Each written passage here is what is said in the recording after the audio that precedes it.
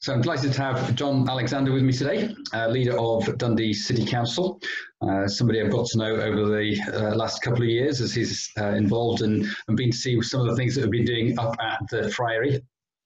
And really the purpose of the interview is to say hello to John and to introduce him to the congregation of City Church and anybody else who's watching. You're very welcome.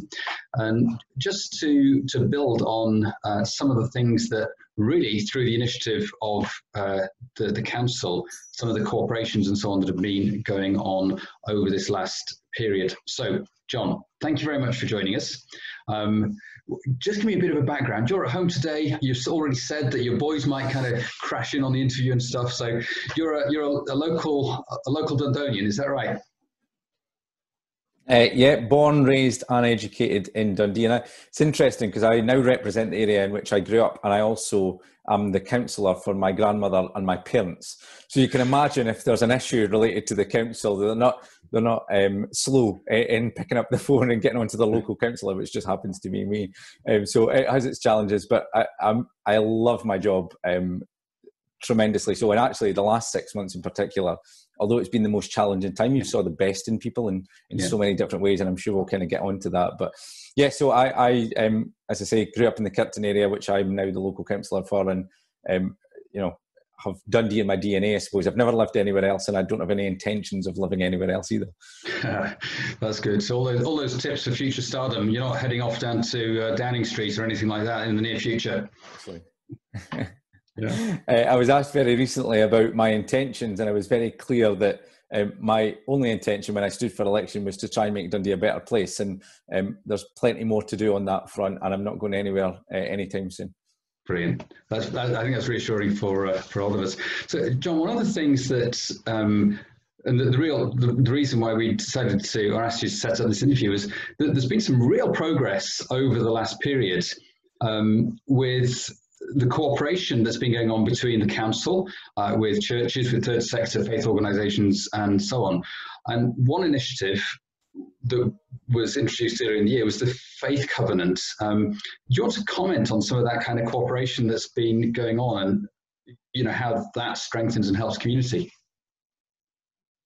Yeah, no, absolutely. I think it's worth saying from the outset that from my perspective anyway, and not just as a councillor and as leader of the council, but just, as a citizen of Dundee, I've seen that partnership in practice for years. I know it very well in my local community, how important the role of the church, the third sector, and that partnership with the council is in so many different ways, and providing so many different services, or sometimes it's just a support network. But I think, I suppose that progress and that relationship has been strengthened to a greater extent than any of us could have probably imagined over the last 6 months as a result of COVID-19. Craig, I think the last time we met was to discuss the Faith Covenant and making it something that's real and tangible and a living, breathing document that solidifies that partnership and demonstrates in a very real way what each of those partners can bring to the table and how we work together in the best interest of everybody in the city. Because again, there is a common thread, a real degree of commonality amongst everything that we do, whether it's the third sector, church organisations and church groups, or the council. It's about enhancing people's lives. It's about supporting them at whatever their time of need or whatever the nature of that need is, and building that resilience in that network of support. So there's already a great degree of support, but like you say, the last 6 months in particular, we've really saw that sense of community, and it's made such a real difference to people's lives. I don't think any of us fully appreciate at this point, and probably won't until we're over this kind of period of COVID-19, how much of an impact that work has delivered. And if you just take one example, which is around the food security network, that has been integral to not just supporting people, but actually, potentially saving lives and just making sure that people have the support they need. So, the church groups, the third sector, the council working in tandem, we've saw the benefits that can be delivered from that. And that was the ethos that was kind of within the DNA of that document. And here we are living and breathing it on a daily basis right now. So I think that relationship is only going to continue to grow, and we've seen the benefit of that. And I think people in the city have. Well, absolutely. And I think in some senses, I was really disappointed because at the start of lockdown, there was a meeting set up with yourself and churches. I think it was April the 17th or something. Lockdown hit, that meeting was cancelled. But then instead of all sitting around talking about it, the rubber has hit the road, and we've been doing it. So how much more important is that than getting in a room and actually trying to agree with each other, seeing the action take place. In terms of moving forward, I think we've established a pattern, but how do you see things going forward in terms of this kind of cooperation?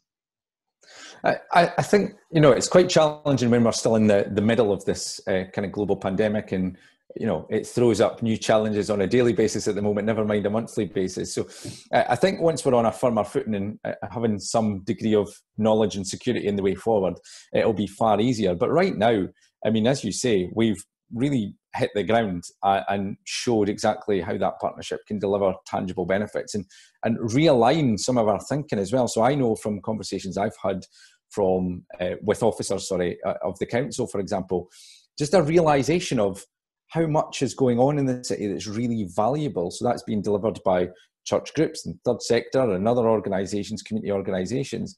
But I think there's just an opportunity here to make sure that people firstly have an awareness, which is incredibly important, but they acknowledge the valuable contribution that so many people are making, and particularly volunteers. They're giving up their time and their own time with their family and doing what they're doing to support others. And that's really important as well. So I would kind of like to see this as a bit of a blueprint for how we move forward. So, we had the starting point. I suppose the starting pistol was that agreement and the document, the meetings that we had over a period of months. And as you said, in April, we were intending to do the kind of formal launch, the big huzzah. That didn't happen. But the reality is that we're now in a position where we can take that forward. We've got the experience of the last 6 months, and we might have the experience of the next 6 months of how we deliver that on the ground. And so, we've got the blueprint there already.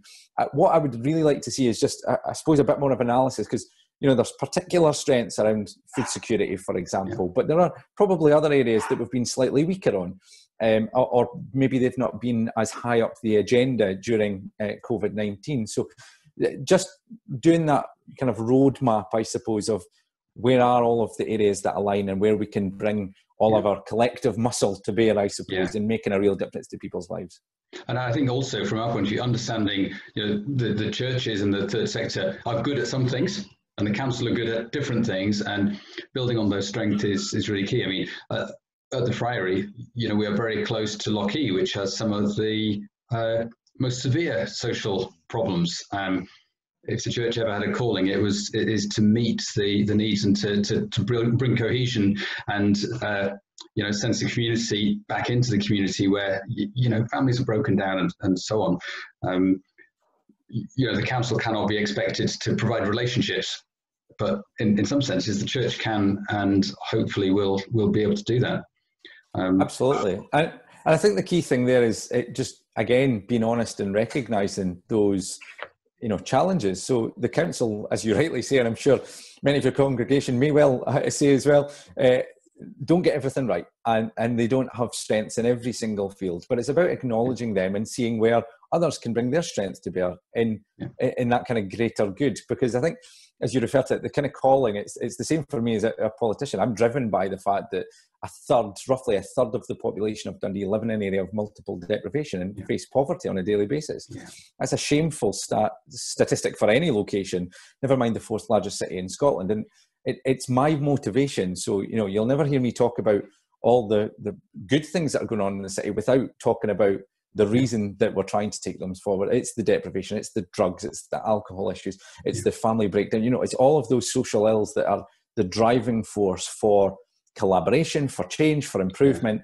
And hopefully, even in a small way, if we can bring our collective intelligence, resources, communities together in a way that supports people during the most difficult time I think many of us have ever faced, and that allows them to get through that with their head held high and with their family around them, then that's a win, you know. And it's harder to measure, but sometimes it's the intangibles, I suppose, you know, people's confidence, their happiness, things that you can't just kind of measure in a bar chart or a pie chart. But those are just as important sometimes, and we've got to remember that. Yeah, and I think, you know, from our point of view, you know, I represent City Church and some of the evangelical churches in Dundee as well. I think the cooperation that we have seen is something that we really want to honour you for, because I know that there are, sadly, in some cities in Scotland, the relationship between council and church in particular, and evangelical church in particular, has sometimes been strained. But do you know something? If the gospel does anything, it values every individual, and actually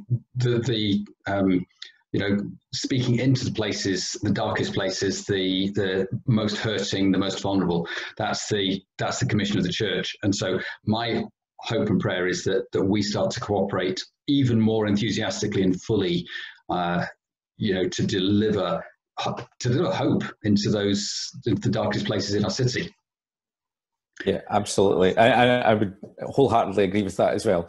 And I think that, you know, I'm certainly driven by my experience, and, you know, growing up as a child in Kirton as well, I accessed some of the fantastic things that church groups provided in my local area. So Millimeans Parish Church at that time, you know, I attended the youth club, I attended Sunday school, etc. So, you know, I've got some experience of some of the positives as well that we've all managed to, you know, grow with, I suppose. Yeah. Well, John, I really appreciate it. Our time is up. I think I promised 10 minutes, and, you know, after 6 minutes, people stop watching anyway. So if you're still watching, thank you very much. Really appreciate it. But I just want to say a big thank you to John, and for the challenges and the changes that you know, the challenges you have faced and the changes that you have brought in terms of bringing cohesion and inclusion and so on into the city. We feel the difference that is making, and it's, you know, the freedom that we have in that is very much appreciated. That's great to hear. Thanks very much, Craig. And can I just put my thanks on record to yourself, the teams working across the city, from church groups to individuals volunteering their time, members of your congregation, and just thank them for everything they're doing, because really the community coming together is one of the bright spots out of what has been a really dark period. Yeah. Thank you, John. Well, you boys might be on about the 3rd episode of Scooby-Doo by now. More than likely. But thank you to them for giving you the space to do this. But